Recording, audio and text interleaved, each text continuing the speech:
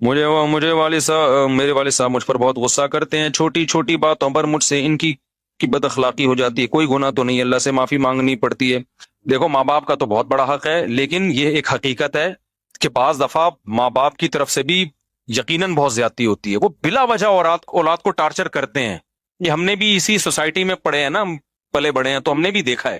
تو باپ کو چاہیے کہ اگر بچہ آپ کا ہے تو کوئی اصلاح کرنے کا بھی ایک طریقہ ہوتا ہے، اس کو اتنا ٹارچر بات بات پہ کبھی، یعنی بعض گھروں میں دیکھے، زیادہ تر تو ایسا نہیں ہوتا، تو ایسی صورت میں جو ابا کی غلطی ہوتی ہے وہ ٹھیک ہی نہیں ہو رہے ہوتے۔ اب مثال کے طور پر ایک بچے نے غلطی کی ہے، پہلی بات تو آپ دنیا کو نہ بتائیں، آپ اپنے بچے کو لوگوں کے سامنے رسوا نہ کریں، بچوں پہ بہت بڑی قیامت گزرتی ہے اس سے، کیونکہ باپ کی بات کو لوگ بڑی ویلیو دیتے ہیں۔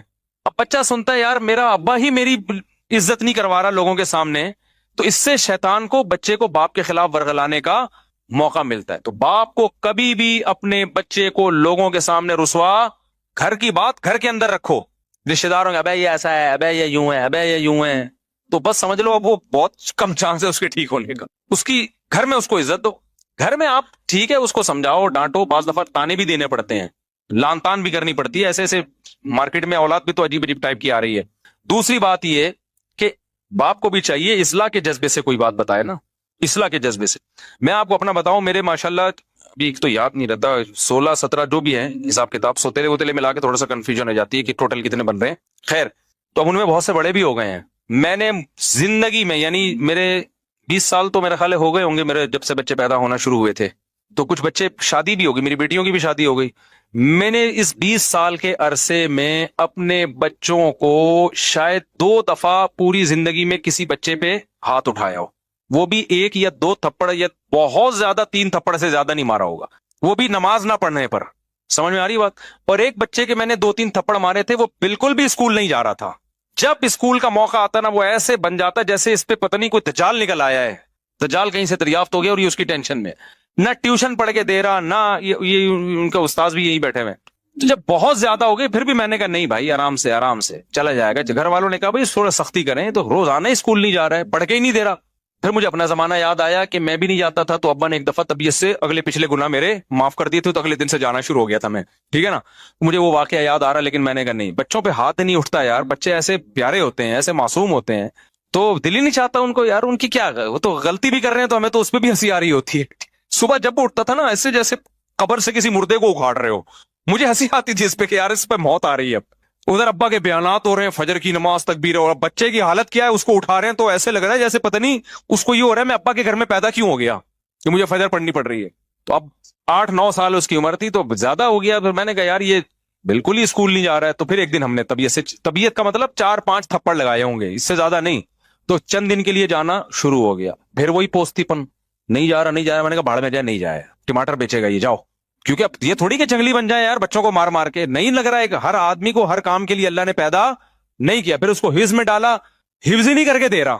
دوسرا بھائی ہے ماشاءاللہ، ٹھکا ٹھک نکل گیا، حافظ بن گیا، تراویح پڑھائی اس دفعہ اس نے گھر میں، یہ والا پڑھ کے ہی نہیں دے رہا، پڑھ کے ہی نہیں دے رہا، جو کام بولو اس پہ پتہ نہیں۔ پھر میں نے ڈاکٹر کو بتایا، میں نے کہا کوئی سیٹنگ تو نہیں آؤٹ ہوئی بھائی اس کی کوئی ملٹی وٹامن دی ہے اس نے، کوئی طاقت کی دوا دی، ابھی میرا ارادہ ہے اس کو ساری سیٹنگ کروا لوں، کوئی وٹامن شٹامن بھی بعض دفعہ آگے پیچھے ہو جاتے ہیں بچوں کے، تو ایک ٹیسٹ کروانے کا میرا ارادہ ہے کہ لیب میں ٹیسٹ کروا دوں، کوئی کمی ہو رہی ہے۔ لیکن پھر بھی اگر نہیں ہوگا تو پھر بھائی ہم کیا کریں گے، بس اس پہ خوش ہوں گے، الحمدللہ سٹا نہیں لگاتا، الحمدللہ غلط لڑکوں میں بیٹھ نہیں رہا ہے، بڑا ہو جائے گا خود ہی اپنا مستقبل سمجھ لے گا، ابھی تو بس یہ کرو کہ غلط صحبت میں نہ بیٹھے، نہ پڑھے یار، نہیں پڑھ کے دے رہا، سب لوگوں کو اللہ نے پڑھنے کے لیے پیدا نہیں کیا۔ تو میرے گھر والے کہہ رہے تھے کہ اس کے ٹماٹر بکوانے اس سے کیا کرنا ہے، اس کو کچھ تو کہیں تو لگاؤ۔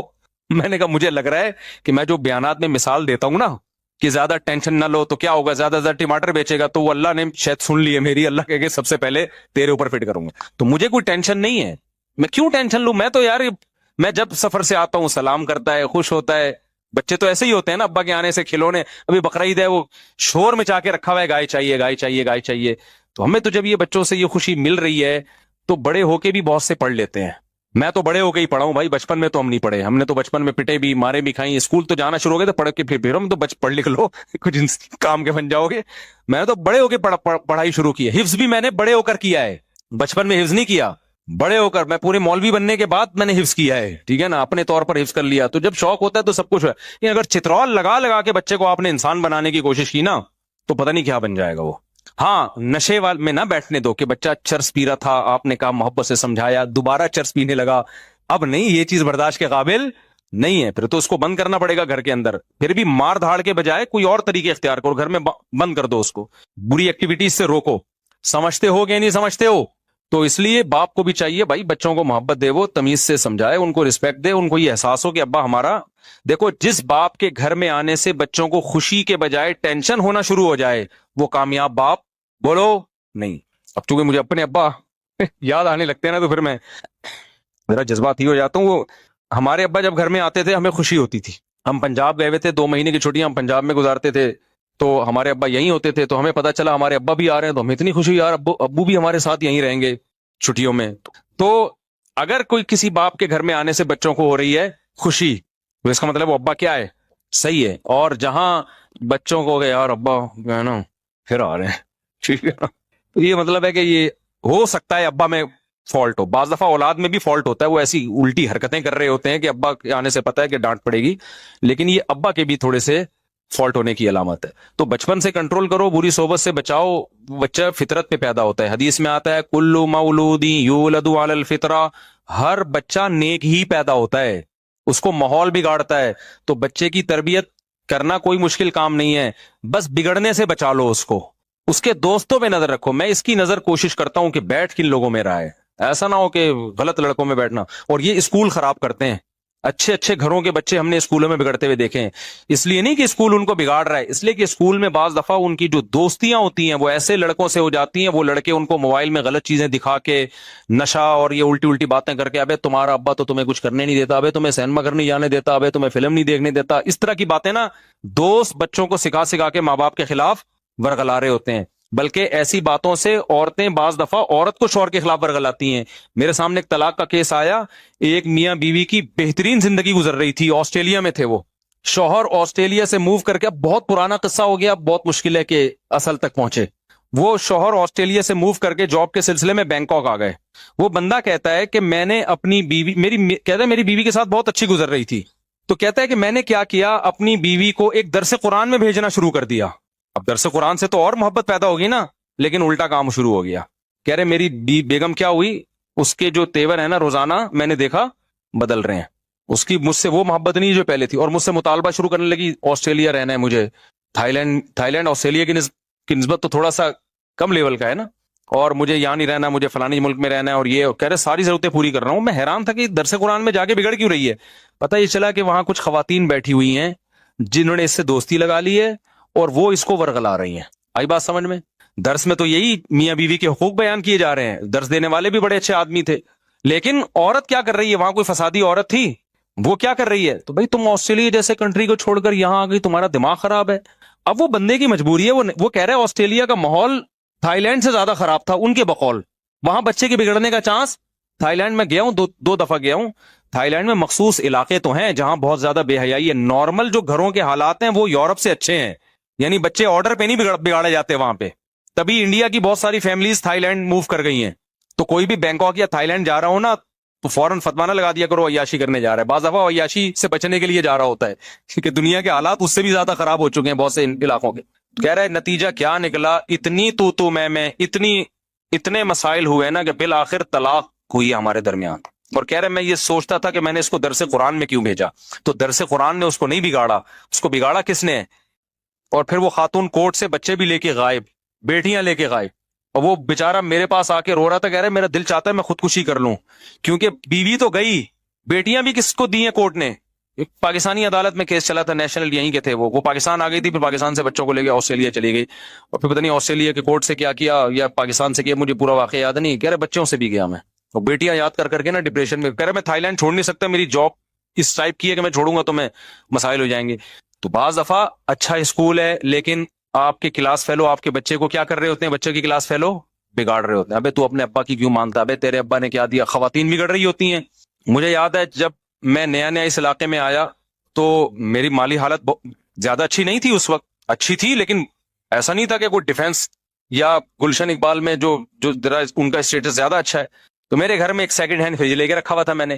ایک خاتون آئی, آپ کی وائف سے ملنا ہے, آپ کی وائف سے ملنا ہے, وائف سے ملنا ہے, آئیں اور چلی گئیں اور لڑوا دیا ہم دونوں کو. میں حیران ہوں یار, ان کو ہو کیا گیا. وہ خاتون نے کیا ہے, میاں آپ کے ممبر پہ باتیں تو بڑی بڑی بیویوں کے حقوق کے کرتے ہیں, یہ فریج لے کے دیا ہوا ہے آپ. یہ بات ہوگی 2004 کی یا 3 کی, اور مسجد کا گھر تھا, مسجد والوں نے گھر دیا ہوا تھا مجھے. مسجد والے بھی آپ کو پتا ہے جو گھر دیتے ہیں نا, اس میں چونا ہوتا ہے نا, کوئی یہ بھی نہیں تھا بہت ہی. وہ تو اب میں نے ریپیئر کروا کے, کچھ گھر تو اب بھی مسجد کا ہے لیکن کچھ اس کو ریپیئر کروا کے صحیح کر, تاکہ کوئی خاتون آگے لڑوائے تو نہیں کم از کم. ٹھیک ہے. تو وہ خاتون آئی. اب میرے گھر والوں سے نا میں دیکھ رہا ہوں کہ تیور ٹھیک نہیں ہے. اس کے پیچھے جب تحقیق کیے تو پتا چلا کہ وہ خاتون آئی ہیں اور بول رہی ہیں تمہارے میاں ممبر پہ تو بیویوں کے حقوق. اس وقت بھی میرے بیانات تو ہوتے تھے, یوٹیوب نہیں تھا, لیکن ویسے لوگوں میں بیانات شیئر ہوتے تھے, جاتے تھے آڈیو کے ذریعے, اور بہت سی خواتین بیان سننے آتی تھیں. فریج دیکھو یہ لے کے دیا ہوا ہے, اور گھر میں صوفے دیکھو.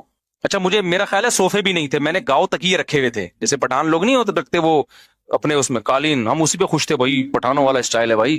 اور یہ صوفے بھی نہیں لے کے دیے ہوئے, اور یہ بھی نہیں دیا ہوا, اور وہ بھی نہیں. گھر والوں کا دماغ ایسا خراب کیا نا.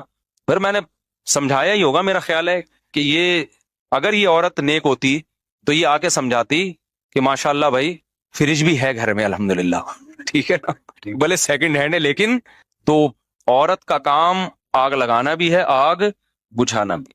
تو وہ خواتین جو میرا بیان نہیں سن رہی, وہ فائر بریگیڈ میں جاب نہیں کر سکتی, کیونکہ ان کا کام آگ لگانا ہے, آگ بجھانا نہیں ہے. لیکن جو خواتین بیان سن رہی ہیں وہ ایسا نہیں کرتی, دیندار عورت نہیں کرتی ایسا. تو بچوں کو وہ خلاصہ یہ نکلا کہ ابا کو چاہیے بھائی بچوں کو طنز تانے نہ کیا کرو, بہت اس سے آگے معاملہ خراب چلتا ہے. اور دل پتہ نہیں کیسے چاہتا ہے, اور اولاد سے تو انسان کو ایسی محبت ہوتی ہے کہ دل ہی نہیں چاہتا اس پہ. تو میں نے زندگی میں 2 دفعہ مجھے یاد پڑتا ہے ہاتھ اٹھائے بچے پہ, اور وہ بھی ہاتھ اٹھانے کے بعد جو اس کی تلافی کی ہے, وہ تلافی ہاتھ اٹھانے سے زیادہ مہنگی پڑی ہے مجھے. صحیح ہے نا, کیونکہ جب ظاہر ہے ہمارے ابا یہ کرتے تھے, جب ہمیں کٹ لگاتے تھے تو پھر اس کے بعد الگ سے پروٹوکول دیتے تھے, کیونکہ جب بڑے چھوٹوں کو مارتے ہیں نا, یہ سختی کرتے ہیں, تو شیطان آ کے بجائے تربیت کرنے کے نا وہ ورغلانا شروع کر دیتا ہے.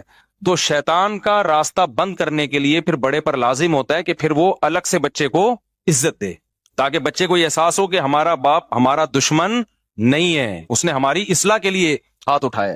تو ہمارے ابا سے بھی ہم نے تو بہت ہی کٹ کھائی ہے اپنے ابا سے الحمدللہ. اس زمانے میں کٹ کا دور تھا, اب تو بچوں میں وہ فینسی قسم کی مرغی جیسے بچے پیدا ہو رہے ہیں. ہم نے تو پائپوں سے مارے کھائی ہیں, ان کو پتا ہے ہمارے ابا کتنے سخت تھے, تو پائپوں سے الحمدللہ طبیعت سے کٹے ہیں, لیکن ہمارے دل میں منفی جذبات نہیں آتے تھے. پھر ابا بعد میں بٹھا کے اتنی محبت, اور وہ پھر تھوڑا سا خرچہ پان گٹکے کا, پان گٹکا نہیں تھا, یہ نہیں خرچہ دیتے. تو جب ایسے ہو تو پھر بچے کی تلافی کرنی چاہیے, اس کو پھر کیا کرنا چاہیے, تھوڑے سے پروٹوکول بھی دیں, پیسے ویسے دے دیں, تاکہ وہ خوش ہو جائے. پھر دیکھو پیسوں سے کر کیا رہا ہے, ایسا نہ ہو جا کے سٹے لگا رہا ہو دوبارہ. لیکن بہرحال اولاد پر یہی ہے کہ ابا اچھے ہوں یا ابا برے ہوں, اس نے اگر جنت کمانی ہے تو ہر قیمت پہ ابا کو برداشت کرے. ٹھیک ہے نا, وہ یہ نہ دیکھے میرے ابا مجھے محبت دے رہے ہیں یا نہیں دے رہے, وہ دیکھیں یار میرا باپ ہے, میری جنت کیا ہے, میری جنت اللہ نے اس کو خوش کرنے میں رکھی ہے. وہ یہ چیز ہے نا, یہ تو اولاد کے لیے. اور پھر بھی اگر حالات صحیح نہیں ہو رہے نا, ابا بیٹے کی چپکی لش چل رہی ہے, ابا ہر وقت آنے, ابا ٹھیک نہیں ہو کے دے رہے, اور آپ سے برداشت سے معاملہ باہر ہو رہا ہے, تو پھر کنارہ کشی اختیار کر لینی چاہیے. کیونکہ بڑے گناہ سے بچنے کے لیے ضروری ہے کہ آپ, گناہ تو نہیں ہے یہ, کیونکہ کنارہ کشی قطع تعلق نہیں ہے, بلکہ الگ رہنا شروع کر دیں, آپ ابا سے تعلق رکھیں. بڑی نیکی یہ ہے کہ ابا کے ساتھ رہیں, لیکن یہ بڑی نیکی ذریعہ بن رہی ہے بڑے گناہ کا. تو بڑے گناہ سے بچنے کے لیے ضروری ہے کہ وہ بڑی نیکی کو آپ چھوڑ دیں. تو بالغ ہونے کے بعد ابا کے ساتھ